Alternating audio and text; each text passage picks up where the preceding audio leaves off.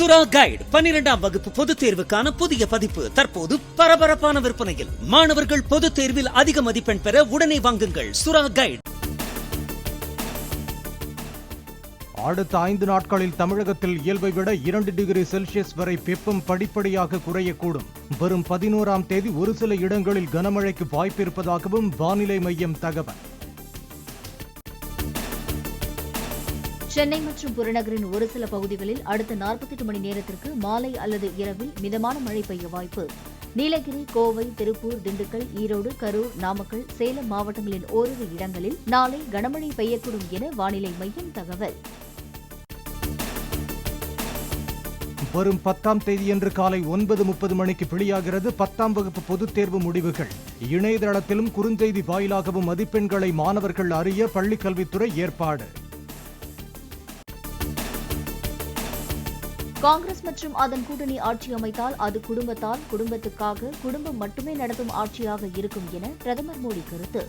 நாடுதான் முதன்மை என்ற கொள்கையுடன் பாஜக ஆட்சி செய்வதாகவும் தெலுங்கானாவின் கரீம்நகர் பிரச்சார கூட்டத்தில் பேச்சு. बीजेपी हमेशा नेशन फर्स्ट, कांग्रेस और BRS family first, by the family, for the family, of the family, यही इनका खेल है. மூன்றாவது கட்ட தேர்தல் முடிந்ததும் காங்கிரஸ் மற்றும் அதன் கூட்டணியின் 3வது பியூஸ் பிடுங்கிக் கொண்டதாக பிரதமர் மோடி விமர்சனம். தேர்தல் அறிவிக்கப்பட்ட நாளில் இருந்து அம்பானி, அதானி பற்றி வாய் திறக்காமல் இருக்க ராகுல் காந்தி எவ்வளவு தொகை வாங்கினார் என்றும் கேள்வி. வாரிசுரிமை வரி குறித்து சர்ச்சையை கிளப்பிய சாம் பிட்ரோடாவால் காங்கிரசுக்கு மீண்டும் ஒரு தலைவலி. இந்தியாவின் கிழக்கு பகுதியில் வசிப்பவர்கள் சீனர்களைப் போலவும், தெற்கில் வசிப்பவர்கள் ஆப்பிரிக்கர்களைப் போலவும் இருப்பதாக சர்ச்சை பேச்சு. சாம் பிட்ரோடாவின் கருத்து தமக்கு மிகுந்த கோபத்தை ஏற்படுத்தியுள்ளதாக பிரதமர் மோடி கருத்து. மக்களின் திறமையை அவர்களின் நிறத்தை வைத்து இழிவுபடுத்தலாமா என வாரங்கல் பிரச்சார கூட்டத்தில் கேள்வி.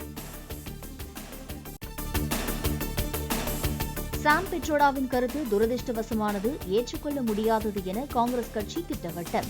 காங்கிரசுக்கும் பிட்ரோடாவின் கருத்துகளுக்கும் தொடர்பில்லை என்றும் விளக்கம்.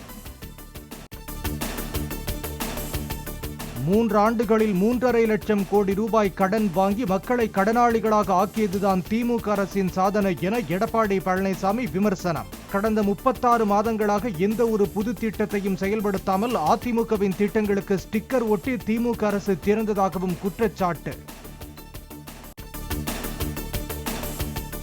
மாணவர்களுக்கு மாதந்தோறும் 1000 ரூபாய் வழங்கும் தமிழ் புதல்வன் திட்டம் இந்த கல்வியாண்டிலேயே தொடங்கப்பட உள்ளதாக தமிழ்நாடு அரசு தகவல்.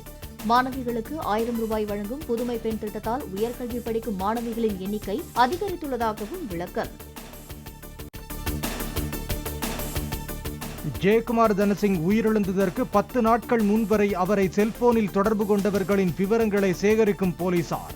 வீட்டில் இருந்து 10 கிலோமீட்டர் சுற்றளவில் ஜெயக்குமாரின் கார் சென்ற இடங்கள் குறித்தும் சிசிடிவி காட்சிகளை ஆய்வு செய்து வருவதாக தகவல்.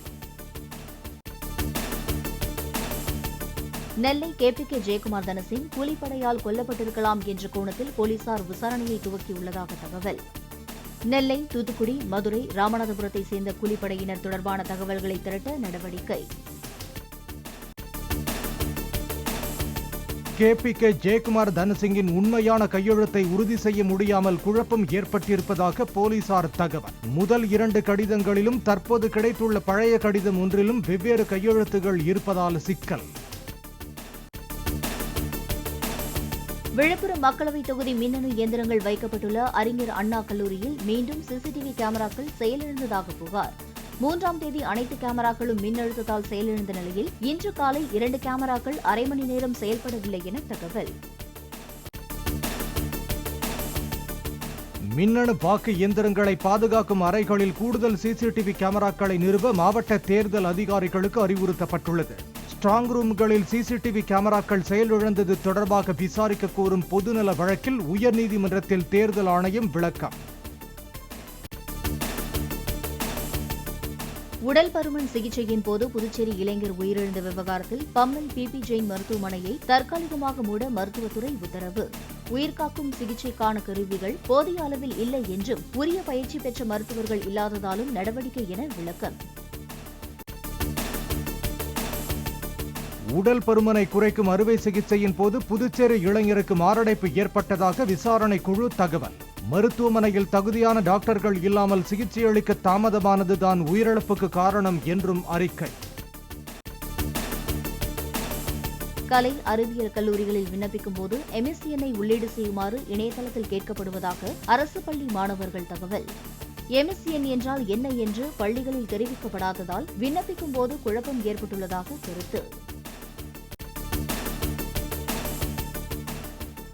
யூடியூபர் சவுக்கு சங்கர் மீது திருச்சி மாநகர சைபர் கிரைம் போலீசாரும் வழக்கு பதிவு.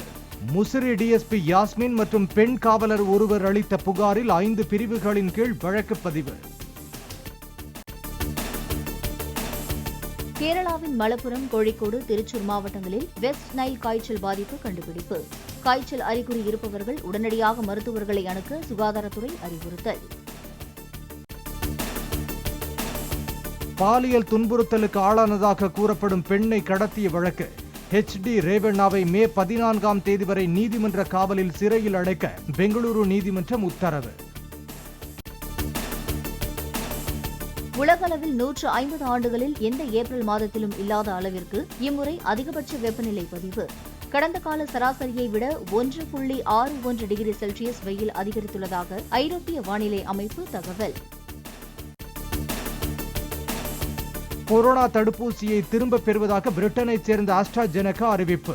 அரிதாக பக்கவிளைவு ஏற்பட வாய்ப்புள்ளதாக அண்மையில் கூறிய நிலையில் முடிவு. சுறா கைடு 12ஆம் வகுப்பு பொதுத் தேர்வுக்கான புதிய பதிப்பு தற்போது பரபரப்பான விற்பனையில். மாணவர்கள் பொதுத் தேர்வில் அதிக மதிப்பெண் பெற உடனே வாங்குங்கள் சுறா கைடு.